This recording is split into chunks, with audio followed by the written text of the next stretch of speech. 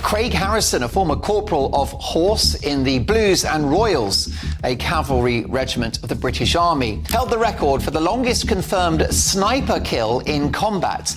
My third shot and my fourth shot, I counted in my head 3 seconds. And I fired, so I had 2 bullets in the air at the same time. Yeah, it was crazy. Yeah, I called it a fluke. But people say, yeah, you've done it twice, though. And I thought, that's 2 flukes then, isn't it?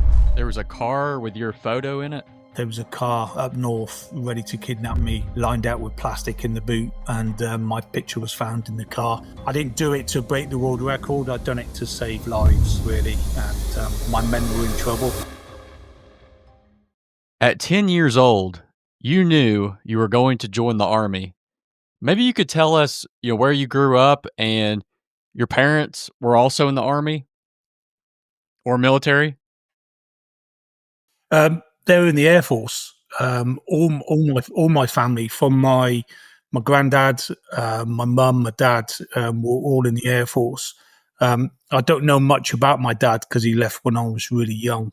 But yeah, it's my mum said the military life, not necessarily the army, but the military, full stop, is the life to have. And I think at a younger age, about 10 years old, I had a rough idea what I was going to do as an adult or as a teenager.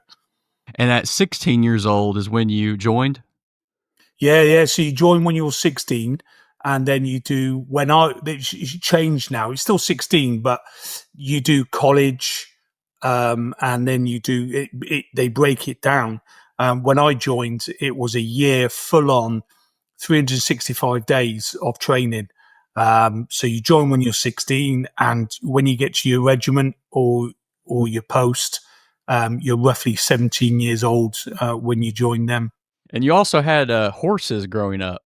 Oh, yeah. Very, very lucky to be involved with animals, when I was younger. My mum was very dog orientated, but we had pigs, chickens, everything. And yeah, we had a donkey called Friday, and I was lucky enough to have horses. All stemmed from when I was young. We all went on a pony trekking holiday around the hills of England and Wales. And my mum said, let's get a horse. And it all stemmed from there, really. And we just got more horses and more horses. It's quite hard, though, because I was doing it on my own. I've got a brother, but he was not interested in that side of animal care like I was. So you had like a farm of different animals? It was like I don't know if you have it in America, like an animal shelter. So where all the stray dogs go and cats and stuff like that. And also my mum was boarding cats and boarding dogs as well. So when people go on holiday, they bring it to my mum and she will look after them. And it was a massive bit of land, It was charity based. So, and it was run by the council of the local area. So yeah, all the stray dogs used to go there, and we're just lucky enough we had a bigger field to keep horses in. They weren't stray horses; they were ours. When did you start prize fighting? Probably when I was in my 20s. Probably not the proudest time of my life. I was going down a hole that I didn't want to go down, and I got introduced to it by somebody serving in the army, and they said, do you want to earn some extra money? And obviously money talks, doesn't it, really? And I said, yeah, brilliant. Let's do this. And I went a few times to watch, to see how it was done. And then I started fighting myself, and it was quite addictive. The money was quite addictive as well, because you have 3 fights a night. You can earn up to 350 quid per fight, and people just bet on you. But I've learned the hard way to, if you have 3 fights a night, is to lose one of your fights is because they think you're cocky if you win all your fights, and they when you go outside they mug you, so they take all your money off you. So yeah, it's a harsh harsh world and harsh routine, but that's what it was like back then. I knew it goes on now, bare knuckle fighting and stuff. It's a big thing now, isn't it? And I think America, they call it yard fighting or something, where you go in the backyard and you just fight for money. Yeah, it's crazy, crazy, crazy time. And yeah, probably when I was in my 20s, I was doing that, and I did it for a couple of years, and I had an epiphany. I had something in my head clicked, and I thought, don't want to do this anymore. I want to concentrate on my army career. This is what I'm about, and that's when I stopped, really. Were you ever mugged after a fight? Yes. Yeah. And that's how I learned the hard way, is to, lose one of your fights. And somebody took me to a side once, and he said the reason why they're doing this is because you haven't lost a fight. And I'm not big-headed at all. Don't get me wrong. I lost loads of fights, but if I won 3 fights in a night, I know something was going to happen. And somebody gave me a word of wisdom and said, look, just lose one of your fights, and which I did. And they left me alone. Huh, that's interesting, because you Yeah. don't want to win, I guess. No. Yeah. Huh. It's a crazy world, crazy world. What was your first tour like? I believe it was in Bosnia. Yeah, the first tour. Yeah, so really the fighting had subsided. Really, there were a few fights between themselves, and our job was to keep the peace. Really, not to go there and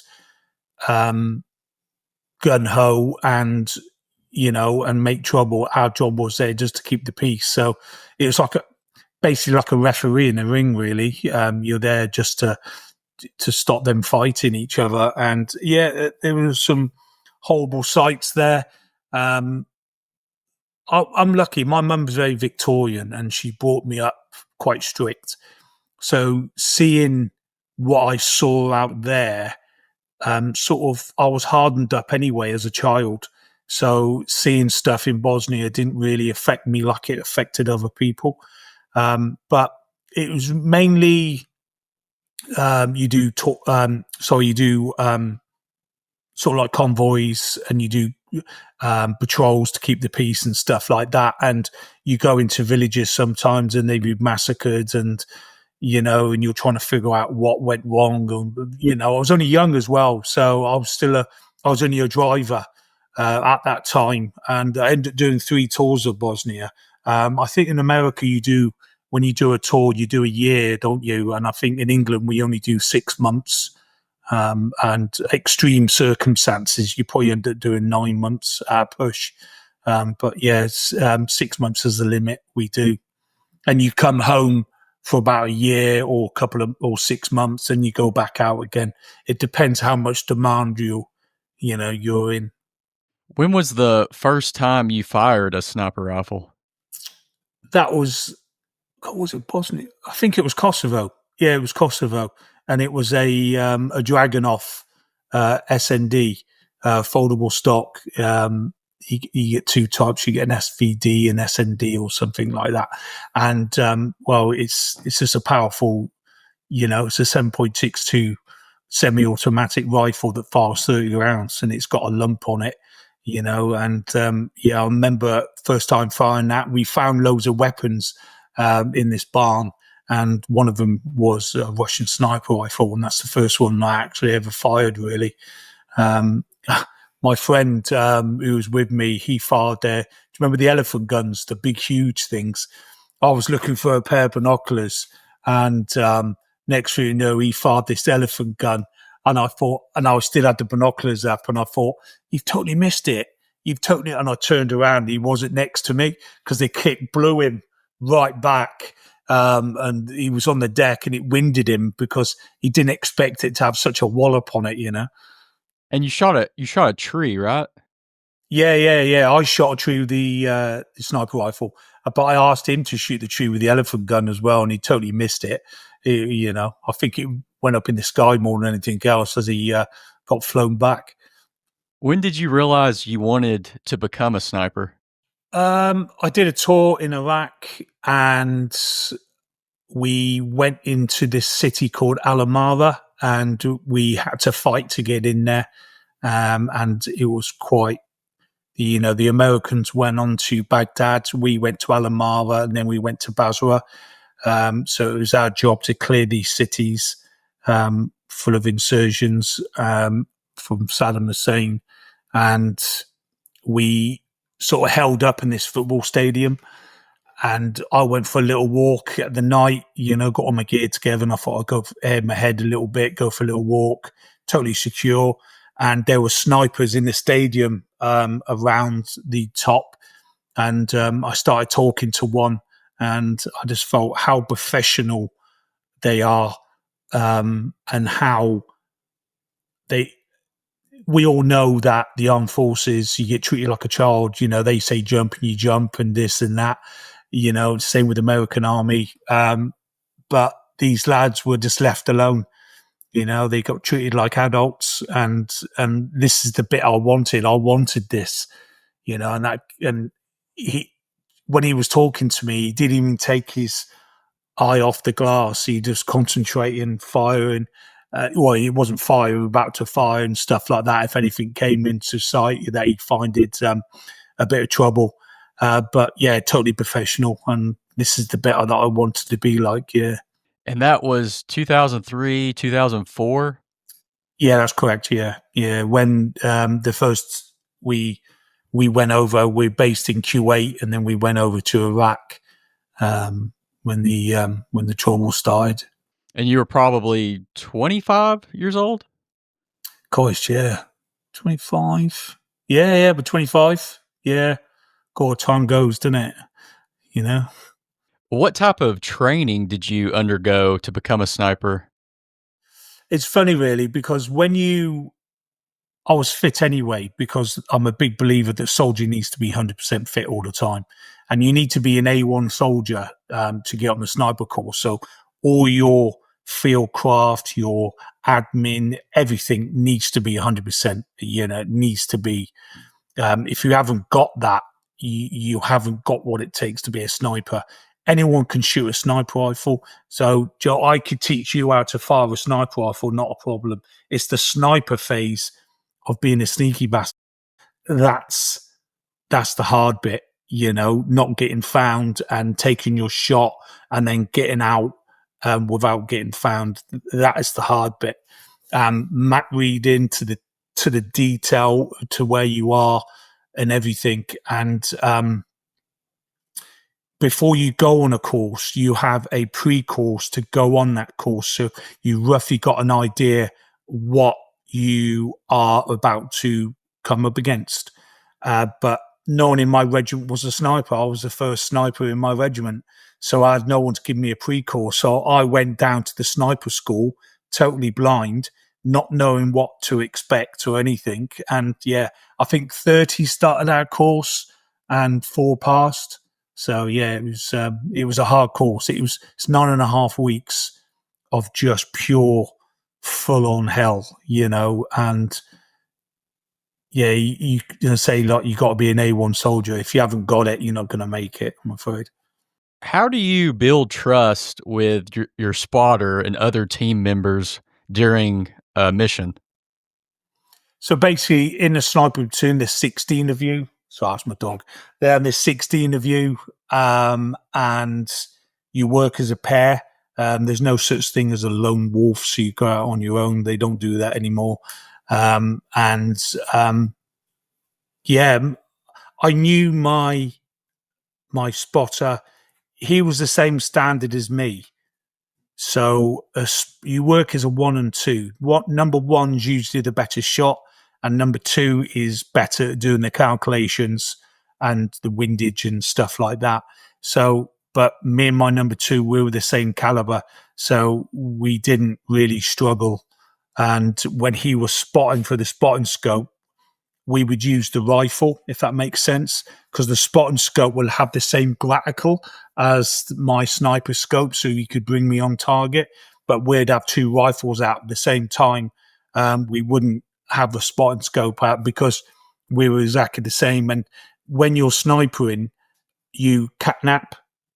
So you'd have a few minutes, and then he would take over and you would take over. Instead of swapping guns, it's better having two guns out at the same time. And I knew my number two before he became a sniper, so we were good friends. And yeah, the trust was there, and I'm still in contact with him now. I still speak to him every day because he suffers bad with PTSD, and I just want to make sure that he's okay as well, because we've done a lot together and we saw a lot together. What's the longest you had to stay still in a position? About 7 days. 7 days is the longest that I've stayed in position, and it's quite hard really, because when you stand up, you feel a bit drunk or your legs are wobbly because you've just been in one position for a long period of time. You try and move your legs as much as you can, but the idea as a sniper is not to be seen. So if you start dancing around on the floor, you're going to get spotted. So yeah, about 7 days is the longest we stayed still for. Do you talk to each other or no? We used to talk, but we got so in tune with each other that he knew exactly what I was going to do, and he knew what I knew what he was going to do. We were so in tuned that way.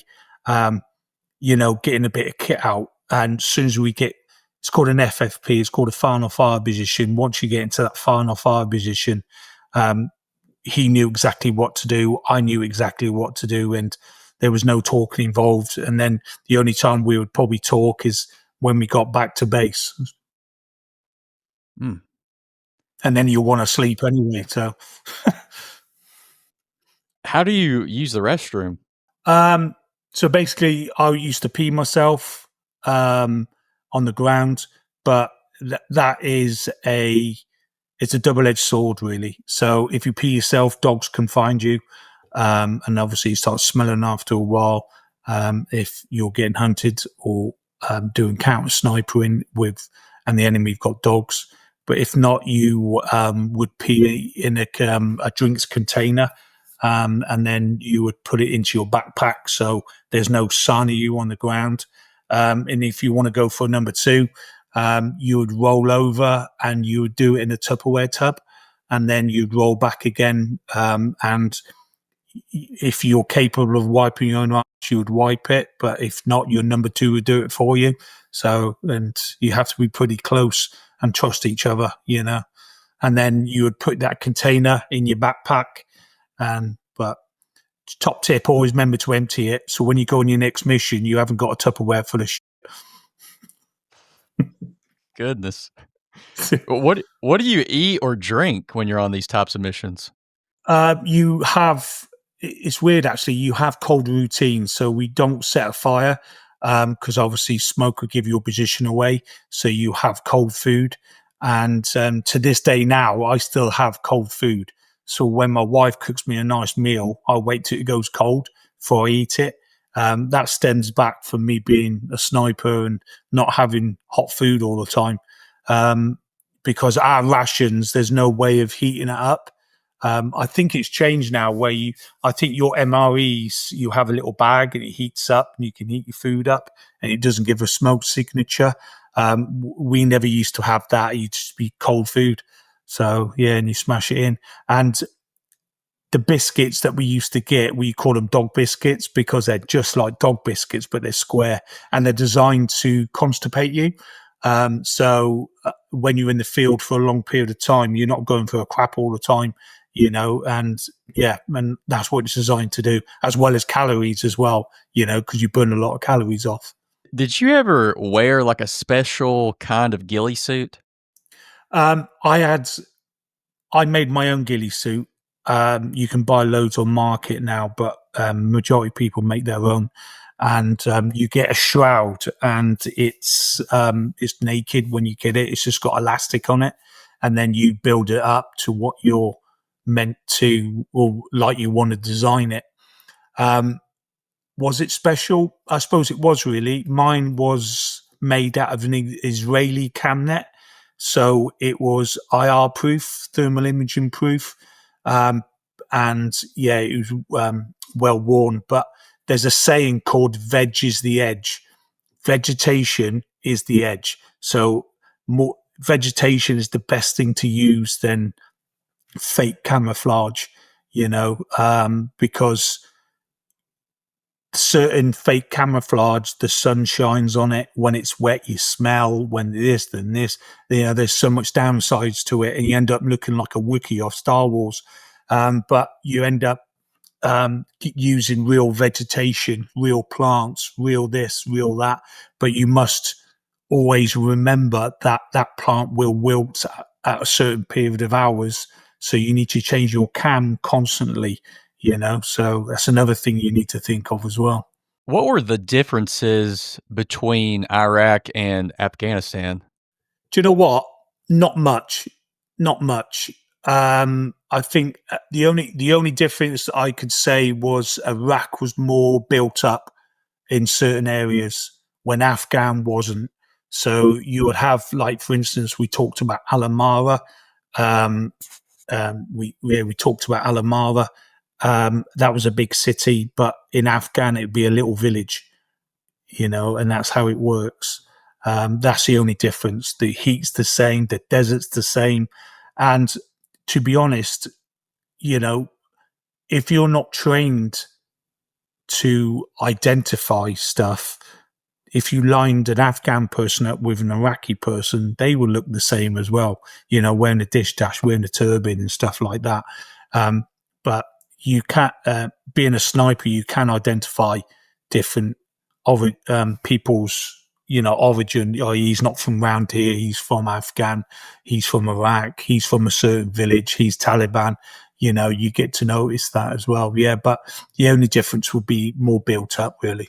How do you prepare for a mission, especially when, like, the stakes are high? Does somebody kind of give you orders, or is you kind of go blind into something? You're never going blind. You have a briefing first. You're always brief, and then you would have the photograph of the person that you're meant to be taking out, or identifying if he's there. Because it's not necessarily the idea of a sniper. People think being a sniper, you just go out and kill people. It's not. The first job of a sniper is to observe, to get as much information of the battlefield as possible. That is your objective. The second would be to take the shot, So going out as a pair, identifying the target, and you would have the photo of the guy, and you'll constantly have it everywhere with you. So if you're on the phone to your missus, you would have it next to the phone, so you're constantly looking at him. If you write a letter to your missus, you would have that photo next to it, so you're constantly, looking at this photo all the time. So you know exactly what that guy looks like. And when you're out on the ground, you don't take that photo with you, because that's information, and you take minimal identification out as possible, and you go and do your job, And you did 10 tours? 10 tours. So I've done three Bosnia, 2 Kosovo, 3 Iraq, and 2 Afghanistan. Now, in 2009, you had the longest confirmed sniper kill in combat. I guess actually it was 2 kills that people don't really realize. And then and also, yeah, you're stood up. Yeah. And then Yeah. wasn't it actually another shot that you hit the gun too? Yeah. Yeah. No, I fired, there was a patrol going in, and there were Taliban everywhere, really. And I was on the high ground, and I had good observation of the insurgents, and the attack started. And usually when a fight starts in Afghan or Iraq, it's like literally a couple of minutes. If it goes on for more than a couple of minutes, and then you'll get helicopters on standby or fast jets coming in. But we didn't have that at the time. We just had, we just didn't have that. And it was quite hard to fight without having that top cover, we call it. But yeah, and I noticed in the distance, my lads were pinned down, by a PK machine gun, which is a Russian-made automatic machine gun. 7.62, fires 700 rounds a minute. So it's a pretty effective weapon. And I fired 4 shots. First one missed. Second one hit one guy. Third one hit the gun. And then the fourth one hit the guy in the side and he fell over. And then the helicopter came down. We had, we called it a contact or TIC, troops in contact. And we were in a contact for literally from 11 o'clock to about 2 o'clock. You know, it was full on, you know, shoot and scoot tactics and people forget as a sniper, you're meant to take the maximum of 3 shots, minimum of 1. Minimum of 1, maximum of 3 if you have to. And then you need to get out of dodge because you'll compromise your position if they haven't found you yet. And then I was there for hours shooting and I was getting shot at the same time, you know, and I was stood up, and I killed 2 Taliban leaders from 1.5 miles away. The bullet took 6 seconds to fly there, so it was pretty. My third shot and my fourth shot, I counted in my head 3 seconds, and I fired, so I had 2 bullets in the air at the same time. So yeah. And that rifle was only supposed to go 1,500 meters? 1,500 yards, yeah. That's the max distance of that rifle, yeah. It's crazy. Yeah, I called it a fluke, but people say, yeah, you've done it twice, though. And I thought, it's 2 flukes then, isn't it? So I didn't do it to break the world record. I'd done it to save lives, really. And my men were in trouble, and I did my best to get them out of the shit, really. The goal of that mission was that to flush the Taliban out? Yeah, so basically, in this village in a place called Talajan, it's probably east of Musakala in the Helmand province. Our job was to flush the Taliban out, to push them back, and it didn't really happen. Really, they overwhelmed us with Taliban, and the patrol that went into the village, they had heavy casualties and got smashed pretty bad. And I took my lads down to act as a buffer between the patrol and the Taliban, and that's when my lads got engaged as well, quite heavily. How did you how do you calculate a shot at extreme distances? I'm sure there's all kinds of variables you have to compensate for. Yeah, so basically you have to look at the biometric pressure, how far you are, the temperature, heat shimmer, everything, spin drift, you know, because obviously the rifle in the barrel goes right. So when you fire, your bullet will naturally go right because it's spinning right. So you have to put left spin drift on to react that. Yeah, it's just a lot of variables that you have to think of, and quickly, you know. And on that certain day, I took 9 shots to get to the wall, and I called it bracketing. So I hit my first shot and I saw it go low. So I aimed a bit higher, aimed a bit higher, aimed a bit higher, aimed a bit higher until I hit the compound wall. So when them guys got there, I knew exactly where my point of aim would be to engage them 2 people and take them out. So, yeah, but there's a lot of variables. And there's a Coriolis effect to the spinning of the world, you know. It takes effect of that bullet over 300 yards, over 1,000 yards spin drift, and the Coriolis effect of the world will take effect of that bullet as well. So, yeah, all depends where you are in the hemisphere to where that Coriolis effect will affect the bullet. But, you know, you got to think fast. What's the difference between the rifle you used and a 50 cal? Oof. A 50 cal will go 4Ks easy. If you fired a 50 cal in a straight line, it would just keep going, you know. And if it wasn't for gravity, it would just keep going. It's just a hefty bit of kit. There's no competition. You know, 50 cal will knock it off the board, flat bust. You know, the only downside, it's heavy.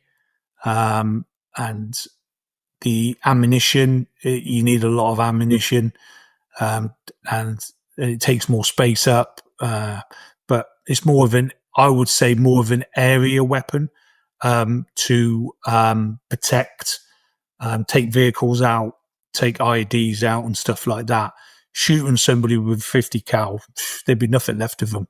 You blow their leg off, blow their arm off, you blow their back off, and everything. You think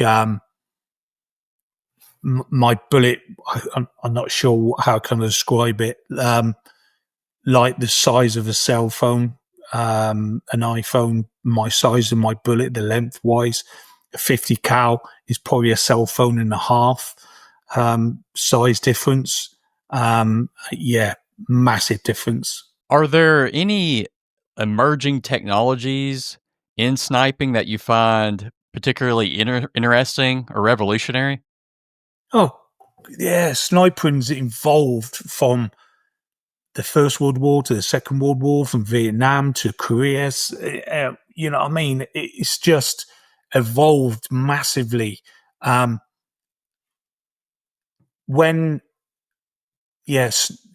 Snipers, there's a bullet at the moment, and I think it's made by the Norwegians. Don't take me for that, but it's high explosive, armored piercing, incendiary bullet.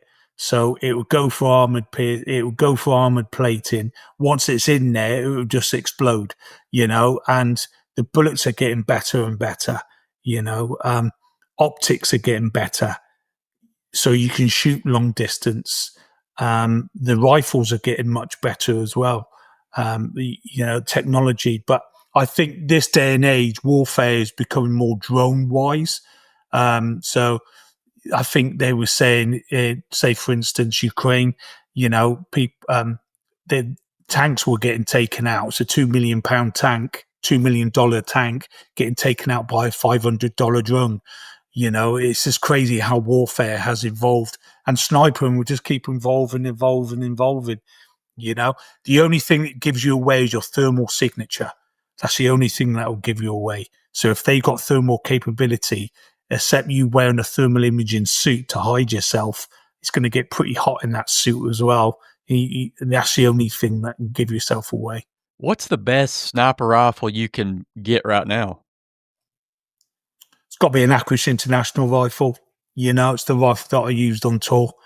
And it's one of the best. There's loads of rifles out there, but for robustness, for trustworthy, for easy clean, and to get the job done, it's got to be an Accuracy International rifle, without a doubt. What was the most technical or intense situation you were in? I was in a building, me and my number two, and a car bomb went off outside a mosque, and it killed a load of people. The special forces went in the building next door to the mosque to grab someone. As they pulled him out, they went, and it was our job to stay behind for 2 hours to watch they wouldn't get followed up, and to watch the pattern of life. And the insurgents started clearing the building floor by floor, and there were 6 floors on this building, and the only way into the building was a spiral staircase in the middle, and they were clearing the floor, going in there using flashbangs, grenades, going into each room, clearing it, and we was at the top floor, and that was the heaviest, and we had to go down the spiral staircase. We had to throw a flashbang in to disorientate them, to get out of the situation. Once we were out, we got into the vehicle. The driver got shot, so he couldn't go anywhere because he was dead, and the vehicle was just stood there. We were getting shot at from all sorts of angles. Yeah, heavy situation to be in, but we got out of it. And your last tour was in Afghanistan? Afghanistan, yeah. That was my last tour. Yeah, that was 2009, 2010 it went on to. And yeah, that was tour, a lot going on, very kinetic, as they say. And you were shot in the helmet on that tour. Yeah, so there was an operation going on in a place called Minden, north of Helmans, and it was my job to maintain the left flank. And I didn't check somewhere, and I realised I didn't do it. And when I went back there to check it, there were Taliban there queuing up an attack, and they opened fire on me, and I got in my vehicle, and my vehicle you have to do like battle collateral damage, and I've got 136 times my wagon got hit. I got hit in the helmet, I got hit in the chest plate, and my machine gun that I had attached to my vehicle, that got hit as well, and the ammo box got squashed, so I couldn't use that at all. And yeah, it was quite a hell-raising experience. It knocked me out for about 20 seconds, roughly. I was out cold. I've only been knocked out a couple of times, and that knocked me out. There's 3 flights to a bullet. So there's supersonic, transonic, subsonic, and it goes through stages as it slows down. And that bullet hit me at supersonic because that's how close they were. And I had an old style helmet on because the new style had come out, but they didn't have my size, so I had to take my old one on tour, and it's lower on my ear. And if I had the new one, it was higher on the ear, so I wouldn't be talking to you now, I'll be dead. How many different injuries did you have? So the tours, I got a brain injury. My wrists, I broke my wrists, I broke my arms. I've got 2 false hips. I've had my hips replaced. My lower back's knackered. I've got tinnitus in this ear. I've got blurred vision in this eye. Yeah, so it's took its toll. I've got scars everywhere. Finger gone. Had that removed. So being a sniper is a hard job, and it takes its toll. And I guess you were kicked out in 2012?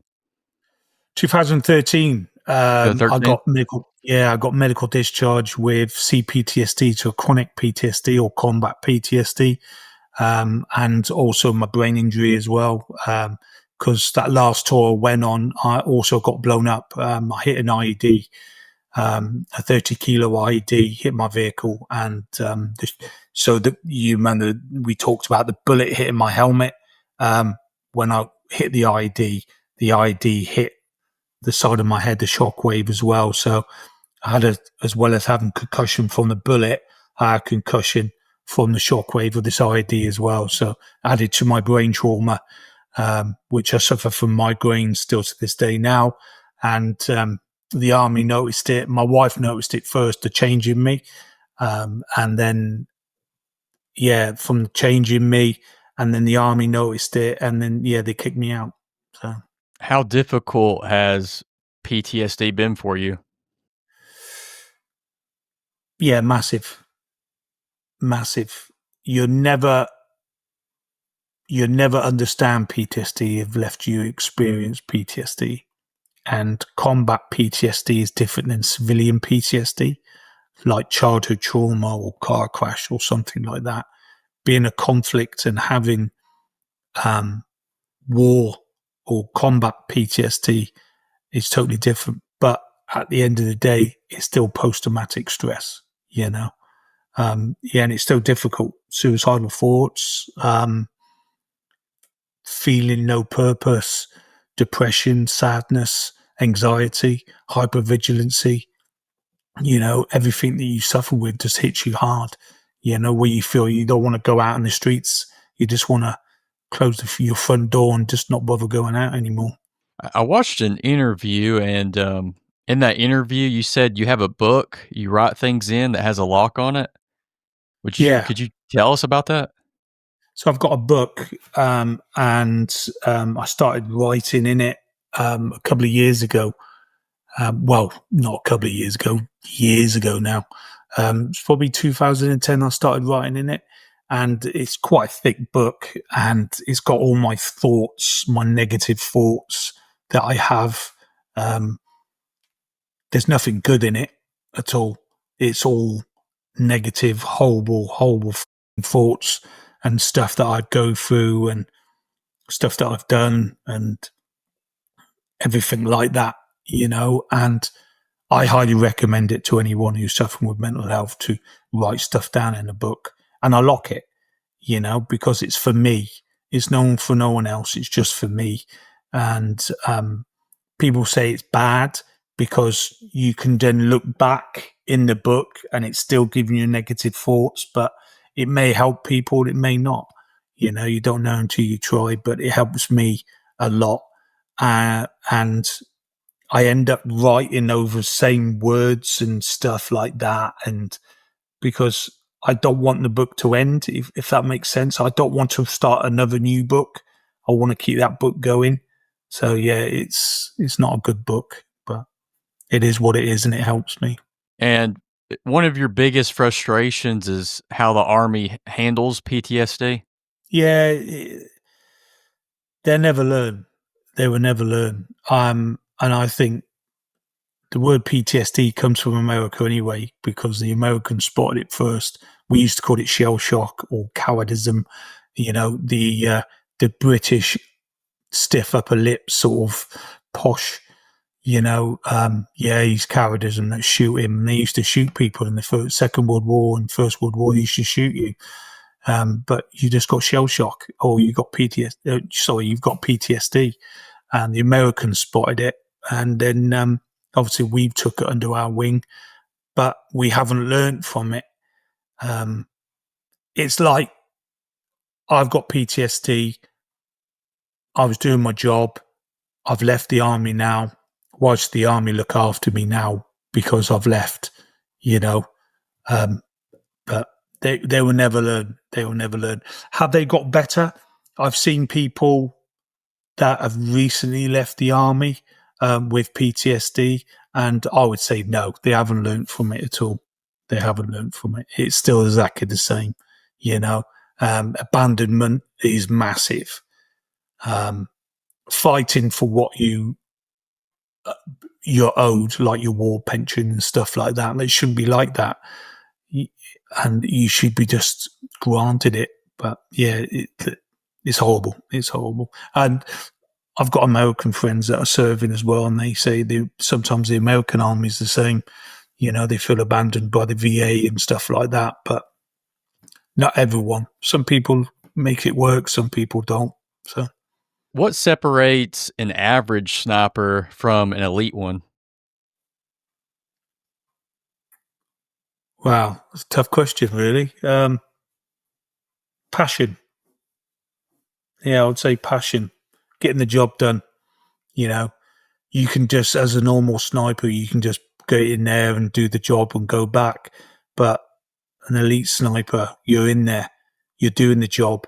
You got that extra mile to make that mission work, and comfort as well. If you're willing to be uncomfortable, wet and miserable, you'll make a good sniper. Because that's what you are majority of the time. You're cold, you're wet, you're miserable, but you get the job done, and that separates the eliteness, really. But British Army, our kit, we got really kit, but people say we can be the best in the world, and why are we that? Because we make it work. We make things work. I don't think I asked you this, but when did you realize you broke that record? When I came back off tour, we had a medals parade, and to get our medals from Afghanistan, and it got leaked to the media, and we spoke to the media, and I said, "Oh, this is my story," and I told them my story, and they said, "Do you realise you broke Rob Furlong's, the Canadian sniper's record, which he did with a 50 cal?" And I went, "No, I don't." And I walked away. I wasn't interested. I thought, yeah, okay, whatever, And then the following 2 days later, I opened the newspapers, and there was a full spread. My name, where I lived, my dog's name, my wife's, my daughter's, everything. So it never got censored. Sniper breaks world record. It didn't say that. It said Craig Harrison, British sniper breaks. So yeah, and then I started getting death threats from fundamentalists and stuff like that. So yeah, it wasn't good at all. And there's a story where there was a car with your photo in it.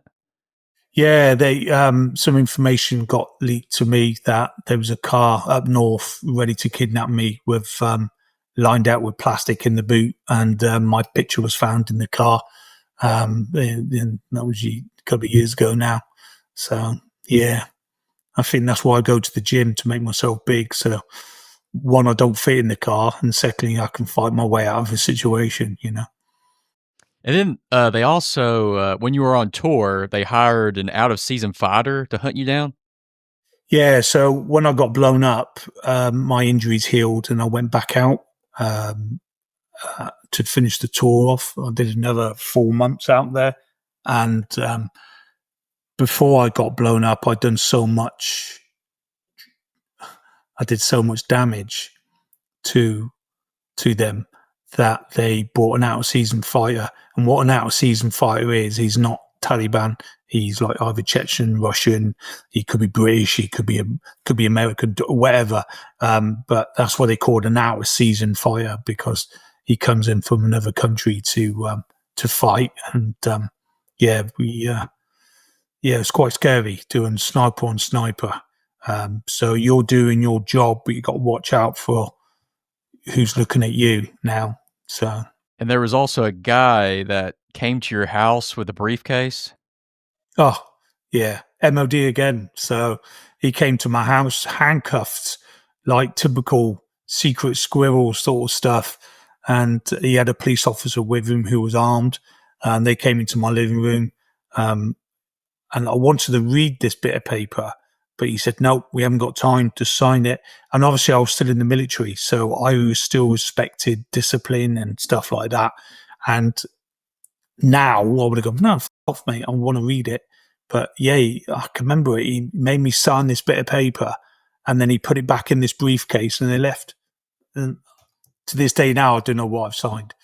It's probably the Official Secrets Act, I'm not sure, but You have no idea who it was or what it was? No idea. No idea. They just said they're from the MOD. Can we come in? You need to sign this. And I was like, okay. Yeah, I remember that. Yeah, my wife was there as well. So Do you feel used by the Army in any way?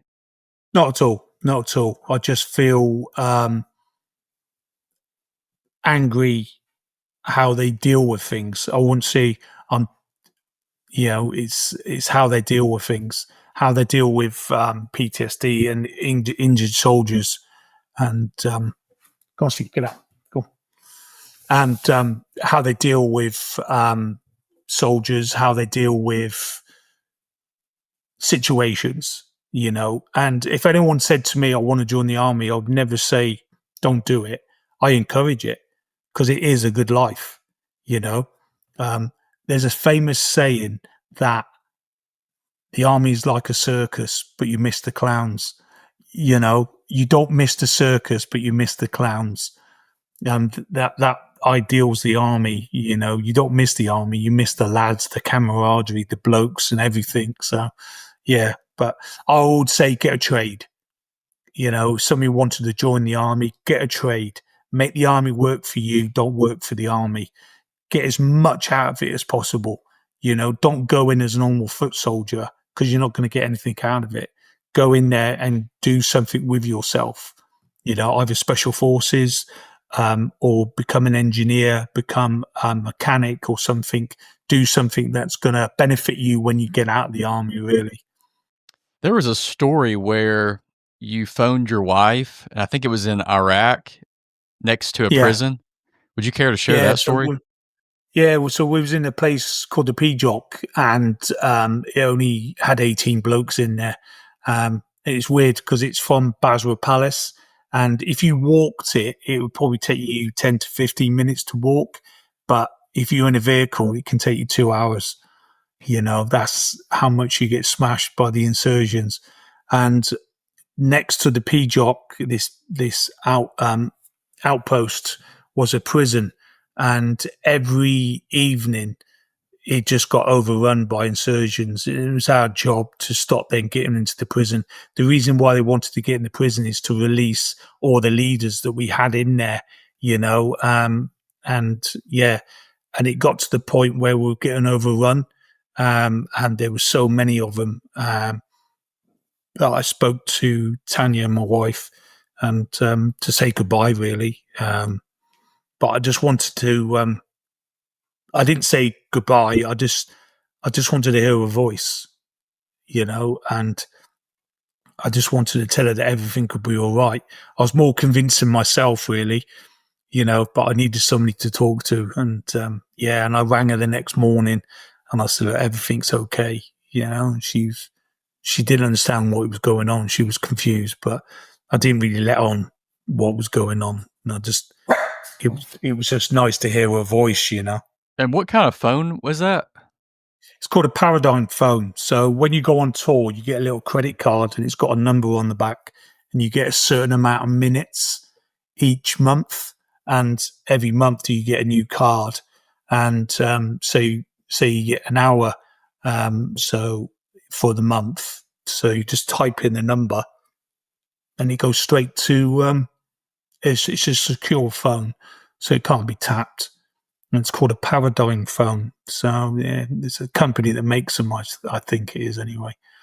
Do you think the wars are worth it? No, not at all. Not at all. Of course, I was doing my job. I'm in the army. You know, I joined the army to do what I do. But looking back at it and looking at how things have changed, like Afghan with the Taliban now in control and stuff like that, absolutely crazy. Absolutely crazy. How many lives got lost for what? We were fighting the Taliban to push them out, and now they were in control of it. Waste of time. You know, Iraq was about oil, you know, just constantly about oil. Obviously overthrowing Saddam Hussein because he so-called had nuclear capabilities or chemical weapons, shall I say. But there was no chemical weapons there. You know, it was proven there was no chemical weapons there. But yet, when we went over in the 2000s into Iraq from Kuwait, they were pumping oil out as we were going over. So, yeah, it's a waste of time. War's a waste of time. You know. So you saw the oil there. I saw the oil pipes. Yeah, loads of them, thousands of them, all ready to pump oil out into Kuwait from Iraq. Yeah, and as we went over, all the oil wells were on fire. And they lit all the oil wells on fire, so they couldn't pump the oil out. So I think you also, I heard in an interview that it was dark because the oil was. oh, it blocked out the sun. Yeah, just a black, huge for miles and miles, black cloud. And from where this oil had been burned, all the bitumen had been coming off the oil, and it just blocked out the sun. Yeah, just horrendous. And we went in with night capabilities because it was so blacked out. All you can see is the light from the oil wells, and it permanently marked the crystals of the night visions, the nogs. And yeah, it's sort of, yeah, it was pretty hot as well. So it was hot there, and you got the oil wells on fire. So you're cooking quite nicely. What's something about being a sniper that movies and video games always get wrong?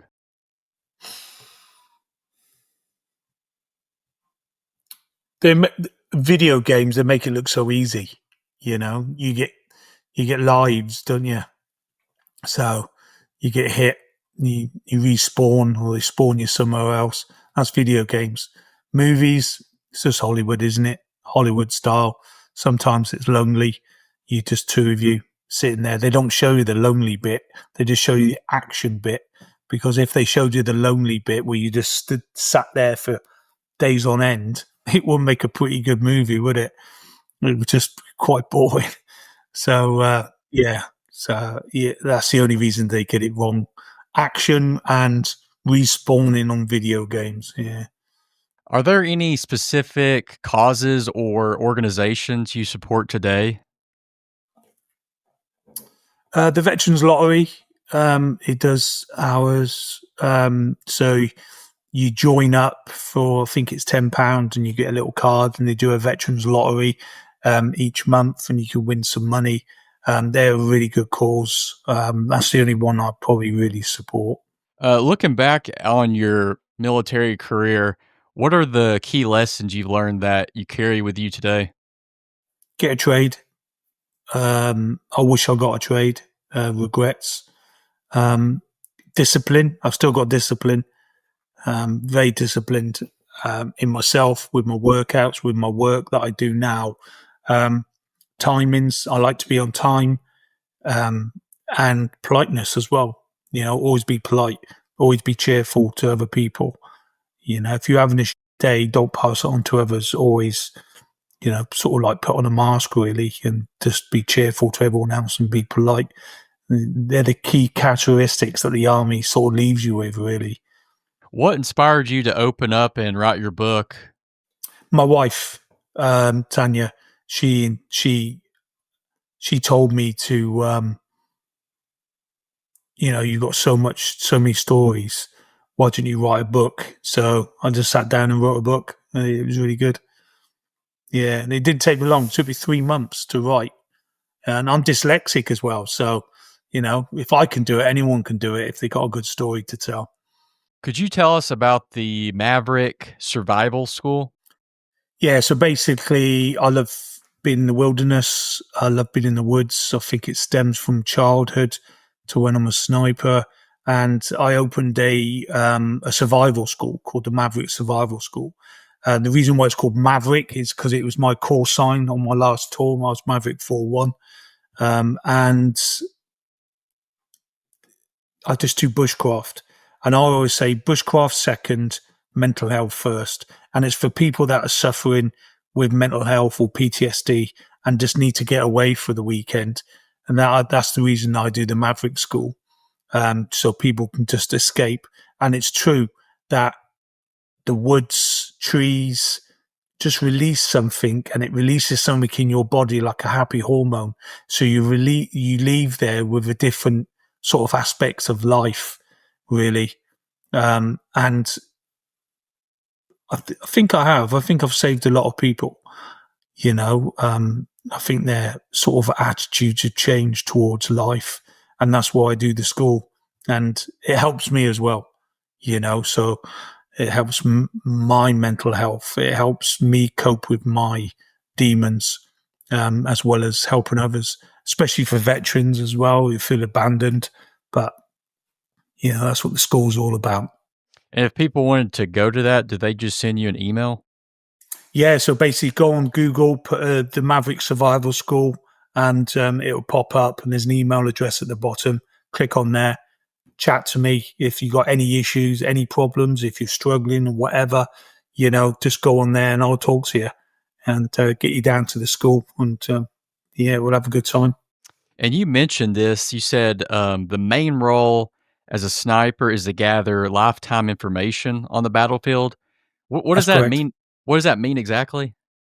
So basically, you get into your FFP, your final fire position, and you just gather as much information as possible. So, for instance, if you see your target, he's there, you don't shoot him, you just gather information as his pattern of life and what he is doing, how many vehicles he's got, how many men he got, does he own a dog?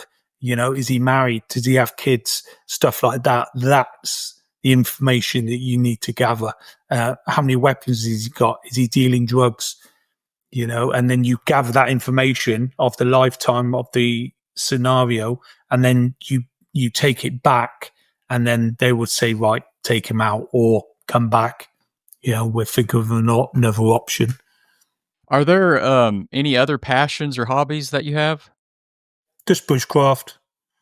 I love bushcraft. I love teaching. I left the army as a sniper instructor. I love teaching. It gives me a sense of purpose, really. Like I said, it gets those demons away.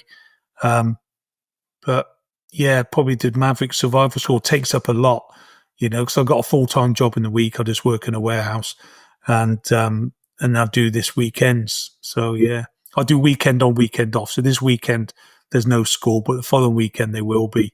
So yeah, that's my passion. That's what I do as a hobby. Craig, thank you so much for doing this interview. It's really, your story's really incredible. No worries. Thank you very much for having me.